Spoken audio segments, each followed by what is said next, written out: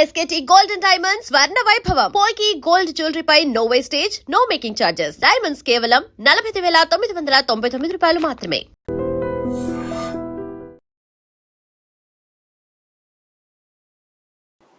నమస్కారం అండి. నేను Srilatha, chief clinical dietician, Medicover hospitals Madhapur.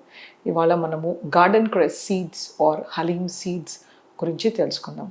వీటిని తెలుగులో కొన్ని ప్రాంతాల్లో ఆడాలు అని అంటారు.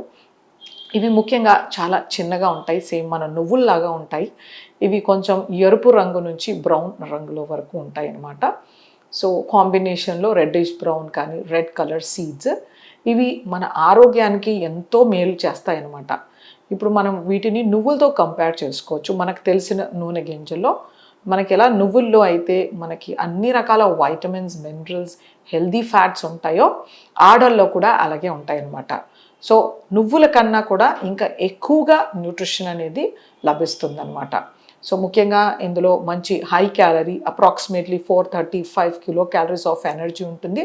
ఒక 100 గ్రామ్స్ ఆఫ్ గార్డెన్ క్రెస్ సీడ్స్లో కనీసం 25 గ్రామ్స్ ప్రోటీన్ అనేది లభిస్తుంది అనమాట.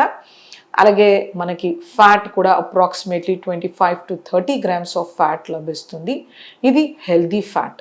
ఇందులో నుంచి మనకి మేజర్ అప్ టు 40% మనకు ఒమేగా 3 ఫ్యాటీ యాసిడ్ లభిస్తుంది అనమాట. Alpha linolenic acid. అలాగే మనకు ఒక 20 to 30% వరకు మోనో అన్సాచురేటెడ్ ఫ్యాటీ యాసిడ్. ఇది కూడా మనకి కార్డియాక్ ఫ్రెండ్లీ ఫ్యాటీ యాసిడ్ అనమాట. మిగతాది కొంతమేరకు నార్మల్ పాలిఅన్సాచురేటెడ్ ఫ్యాటీ యాసిడ్ లభిస్తుంది అనమాట. ఇంకొక గొప్ప విషయం ఏంటంటే ఇందులో ఎక్సలెంట్ ఫైబర్ ఉంటుందన్నమాట. అప్ టు 10 గ్రామ్స్ ఫైబర్ ఉంటుంది. అలాగే హై ఇన్ ఐరన్. 100 గ్రాముల గార్డెన్ క్రెస్ సీడ్స్లో మనకి 100 మిల్లీగ్రాముల ఐరన్ లభిస్తుంది అనమాట. ఇది ఒక ఎక్సలెంట్ సోర్స్ ఆఫ్ ఐరన్ అని చెప్పచ్చు. అలాగే మనకి ఇందులో కనీసం ఒక 1200 మిల్లీగ్రామ్స్ ఆఫ్ పొటాషియం లభిస్తుంది. ఫాస్ఫరస్ అప్ టు 800 మిల్లీగ్రామ్స్ లభిస్తుంది. కాల్షియం కూడా excellent. Potassium, magnesium, calcium, iron, zinc అన్నింటిలోనూ ఎక్సలెంట్ సోర్స్ అని లభించవచ్చు అనమాట. వీటిలో మనకి కావలసిన సాల్యుబుల్ ఫైబర్ అనేది చాలా మంచి మోతాదులో ఉంటుందన్నమాట. సో ఇది న్యూట్రిషనల్ కాంపోజిషన్. సో దీన్ని ఎలా వాడుకోవాలి? వీటిని నార్మల్గా మనకి రెసిపీస్ ఐడియా లేనప్పుడు వీటిని నీళ్ళల్లో నానబెట్టేసి మనం అలాగే తాగేయచ్చు, లేదా మజ్జిగలో వేసుకోవచ్చు, లేదా నిమ్మకాయ నీళ్ళలో వేసుకోవచ్చు, లేదా కొంతమంది గోందు లడ్డు చేసేటప్పుడు వేస్తూ ఉంటారు. ఇంకా ఎటువంటి చట్నీ రూపంలో అయినా ఇలాగా తీసుకోవచ్చు అనమాట. సో మనకు ఈ మధ్యకాలంలో కొంతమందిలో దీని గురించి అవేర్నెస్ రావడము, ట్రెడిషనల్గా చూస్తే మహారాష్ట్ర, తెలంగాణలో వీటివి రకరకాల రెసిపీస్ చేస్తూ ఉంటారనమాట. సో ఇవి ఎవరికి అయినా కూడా ఇవ్వచ్చు, అన్ని రకాల ఏజ్ గ్రూప్ వాళ్ళకి. కాకపోతే ప్రెగ్నెంట్ లేడీస్కి మాత్రం ఇది ఇవ్వకపోతే మంచిది. అలాగే కొన్ని రకాల యాంటీకోయాగులెంట్స్ డ్రగ్స్ పైన, బ్లడ్ థిన్నర్స్ డ్రగ్ పైన ఉన్న వాళ్ళకి ఇవ్వకపోతే మంచిది. తర్వాత ఎక్కువగా నీరసం, హైపోటెన్షన్ ఉండే వాళ్ళకి ఇవ్వకూడదు. అలర్జీస్ ఉన్న వాళ్ళకి, వీటితో అలర్జీ ఉంటే ఇవ్వకూడదు. తప్పితే అన్ని రకాల ఏజ్ గ్రూప్స్లో ఈ గార్డెన్ క్రెస్ సీడ్స్ అనేవి ఒక ఎక్సలెంట్ ఫుడ్ అని చెప్పచ్చు అనమాట. సో ఇప్పుడు మనం దీన్ని లాక్టేషన్లో ఇస్తూ ఉంటారు.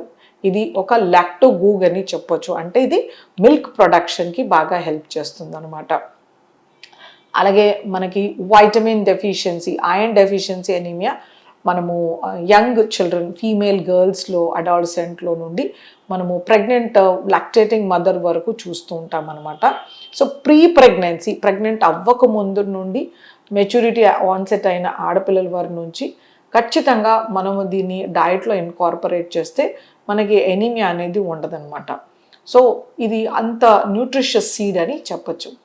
సో అలాగే మనకి పోస్ట్ పార్టం ప్రెగ్నెన్సీ తర్వాత లాక్టేషన్ అప్పుడు కూడా మనం దీన్ని ఆహారంలో చేర్చుకోవచ్చు. అలాగే మెనోపాజల్ ఫీమేల్స్ కూడా వాళ్ళకి ఎక్కువ బ్లీడింగ్ వలన ఐరన్ లాసెస్ ఉంటాయి కాబట్టి వాళ్ళకు కూడా ఇది ఒక హెల్దీ ఫుడ్ అని చెప్పచ్చు. అలాగే జీరియాట్రిక్ పెద్దవాళ్ళలో, వృద్ధుల్లో వాళ్ళకు కూడా మల్టిపుల్ బి కాంప్లెక్స్, మినరల్స్, తర్వాత ఐరన్ డెఫిషియన్సీ ఉంటుంది, వాళ్ళకు కూడా ఈ గింజల్ని ఆహారంలో ఇవ్వచ్చు అనమాట. సో ఇలా ప్రతి ఒక్క ఏజ్ గ్రూప్లో వాళ్ళకి ఇది ఇవ్వచ్చు. వీటిలో మంచి antioxidants, flavonoids, polyphenolic compounds ఉంటాయి. ఇవి ఒక మంచి యాంటీ ఇన్ఫ్లమేటరీ సీడ్స్ అనమాట. మనని క్యాన్సర్ రానివ్వకుండా కూడా చూస్తుంది అనమాట. ఇందులో ఉండే ఒమేగా-3 ఫ్యాటీ యాసిడ్, తర్వాత మోనో అన్సాచురేటెడ్ ఫ్యాటీ యాసిడ్ అనేది మన కార్డియాక్ హెల్త్, మన గుండె పనితనాన్ని పెంచడానికి, గుండె ఆరోగ్యాన్ని పెంచడానికి ఎంతో మేలు చేస్తుంది అనమాట. ఇందులో ఉండే హై పొటాషియం అనేది మన బ్లడ్ ప్రెషర్స్ని కంట్రోల్లో ఉంచుతుంది. వీటిలో ఉండే ఫైబర్ మన డయాబెటీస్ని కంట్రోల్లో ఉంచుతుంది అనమాట. సో ఎవరికైతే మలబద్ధకం ఉంటుందో వాళ్ళకి ఇది మోషన్ సాఫ్ట్గా చేయడానికి హెల్ప్ చేస్తుంది అనమాట. సో ఇలా ప్రతి ఒక్క ప్రాబ్లం ఉన్న వాళ్ళకి ఇది ఒక మంచి సొల్యూషన్ లాగా హెల్ప్ చేస్తుంది. సో ఈ గార్డెన్ క్రష్ సీడ్స్ని మనము ఎటువంటి రెసిపీస్లోనైనా మనం ఇన్కార్పొరేట్ చేస్తూ దీన్ని తీసుకుంటే కనుక మనకి ఎన్నో రకాల హెల్త్ బెనిఫిట్స్ అనేవి ఖచ్చితంగా లభిస్తాయి. సో యంగర్ జనరేషన్, చిన్నపిల్లల దగ్గర నుంచి పెద్దవాళ్ళ వరకు దీన్ని మనము నానబెట్టి కానీ, లేకపోతే పొడుల్లో, చట్నీల్లో కానీ, రెసిపీస్లో వేసుకోవడం కానీ, వీటితో స్నాక్స్ చేసుకోవడం కానీ చేస్తే ఎంతో మంచి బెనిఫిట్స్ లభిస్తాయి. చల్లటి నీళ్ళు మనం వేసవి కాలంలో తీసుకోవచ్చా? ఒకవేళ తీసుకుంటే మనకి ఎలాంటి బెనిఫిట్స్ ఉంటాయి? ఒకవేళ ఎక్కువగా చల్లగా నీళ్ళు తీసుకుంటే మనకి ఏమైనా ఇల్ ఎఫెక్ట్స్ ఉన్నాయా తెలుసుకుందాం. సో ముఖ్యంగా ఎండలు ముదరడం స్టార్ట్ పెట్టాయి కాబట్టి అందరూ చల్లగా నీళ్ళు, చల్లగా లిక్విడ్స్ కానీ పానీయాలు తీసుకోవడానికి ఇష్టపడుతూ ఉంటారు. సో మనం ఎప్పుడైతే శరీర ఉష్ణోగ్రత పెరుగుతుందో బయట ఉండే వేడితో పాటు అలాంటప్పుడు మనము చల్లటి నీళ్ళు తీసుకుంటే చాలా మంచిది. సో అదేంటంటే మన శరీరంలో ఉన్న వేడిని కాస్త తగ్గిస్తుంది. ఎక్కువ వేడిగా అయినప్పుడు మనకి పైన చెమటల కాయలు రావచ్చు, స్కిన్ ఇరిటేషన్ రావచ్చు, ఆ చెమట అలాగే ఉండి ఫంగల్ ఇన్ఫెక్షన్స్, బ్యాక్టీరియల్ ఇన్ఫెక్షన్స్ రావచ్చు. సో అందుచేతనే మనకి అందరికీ భారతీయులకి కుండ అనేది ఒకటి ఉంటుందన్నమాట. ఈ కుండలో నీళ్లు మనకు ఎంతో శ్రేష్టం. బేసిక్గా ఈ కుండలో ఉండే నీళ్లు చాలా టేస్టీగా ఉంటాయి. తర్వాత మంచి మినరల్స్, వైటమిన్స్ని ఇస్తాయి అన్నమాట. సో ఇది మనకు మంచిది. 365 రోజులు మనము కుండలో నీళ్లు తీసుకుంటే మనకు ఎటువంటి కెమికల్స్ కూడా ఉండవన్నమాట. ఈ వేసవి కాలంలో మనము చక్కగా కుండలో నీళ్లు తీసుకుంటే మనకి మంచి హెల్త్ బెనిఫిట్స్ ఉంటాయి. కావాలంటే ఆ కుండ చుట్టూ మనము కాస్తంత ఇసుక వేసి దాన్ని తడిపి పెట్టొచ్చు, లేకపోతే ఆ కుండని చల్లటి చివర ప్రదేశంలో పెట్టొచ్చు, లేకపోతే దాన్ని తడిపట్టు చుట్టేసి దాన్ని మాటికి తడపడం ఇలా చేస్తుంటే మనకి చక్కగా చల్లటి నీళ్లు ఉంటాయి. సో ఇలాంటి నీళ్లు తీసుకోవడం వలన మనకు ఎటువంటి ఇబ్బంది ఉండదు. కొంతమందిలో ఏంటంటే బాగా రెఫ్రిజిరేటెడ్ వాటర్ తీసుకుంటారు, ఎక్స్ట్రీమ్లీ కోల్డ్. మనం ఇలా గ్లాస్లో పెట్టేస్తే దానికి మొత్తం మబ్బు కట్టేసి చెమటలు గారిపోతుంటాయి గ్లాస్కి. అలాంటి విపరీతమైన చల్లటి నీళ్లు తీసుకోకూడదు. ఇంత విపరీతంగా తీసుకుంటే ఫస్ట్ మనం నోట్లో వేసుకుంటూ ఉంటాం. ఆ విపరీతమైన టెంపరేచర్కి మన ఎనామిల్ అనేది లీచ్ అయిపోతుంది. అంటే మన పన్ను పైన ఉండే వైట్ కోటింగ్ అనేది పోతుంది అనమాట over a period of time. So ఇంత విపరీతంగా చల్లవి తీసుకోకూడదు. అలాగే పంటిలో ఉండే డెంటైన్ అనేది కూడా ఎఫెక్ట్ అవుతుంది. దాంతో చిగుర్లు ఎఫెక్ట్ అవుతాయి, పంటి నొప్పి రావడము, లేదా ఆల్రెడీ పిప్పి పన్ను ఉన్న వాళ్ళకి అది ఇంకా ఎక్కువ అవ్వడము, ఇలాంటి ప్రాబ్లమ్స్ వస్తాయన్నమాట మనకు ఓరల్ క్యావిటీ నుండి. అలాగే రెస్పిరేటరీ ఇష్యూస్ ఎవరికైతే ఉంటాయో, అంటే ఆస్తమా కానీ, లేకపోతే కఫం వచ్చే వాళ్ళు ఎవరైతే ఉంటారో, క్రానిక్ ఆబ్స్ట్రక్టివ్ పల్మనరీ డిజీజ్ వాళ్ళకి అసలు ఎలాంటివి ఇవ్వకూడదనమాట. వీళ్ళకు ఇన్ఫ్లమేషన్ ఎక్కువ అవ్వడము, చిక్కగా తెమడ రావడము ఇలాంటివి జరుగుతూ ఉంటాయి.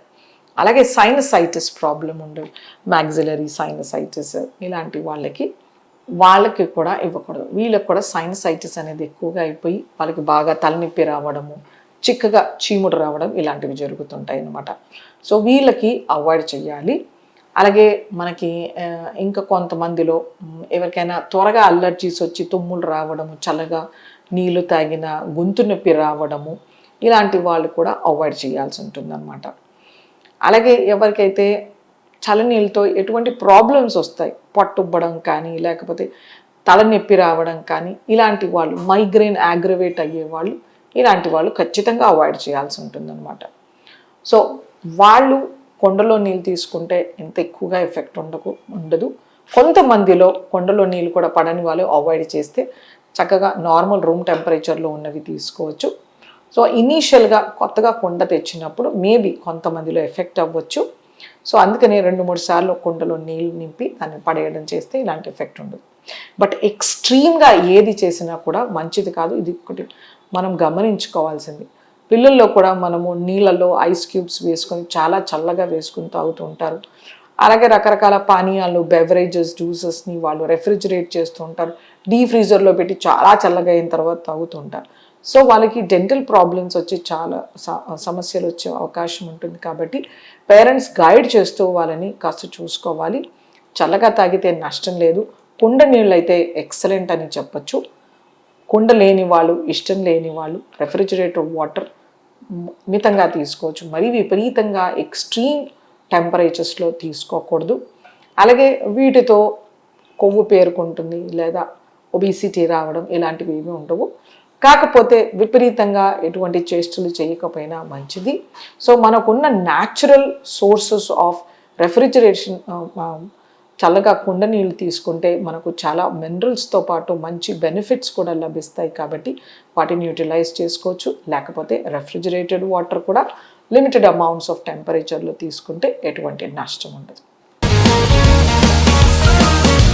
Sir, one life lesson what medicine has taught you. Whatever you can do without expecting.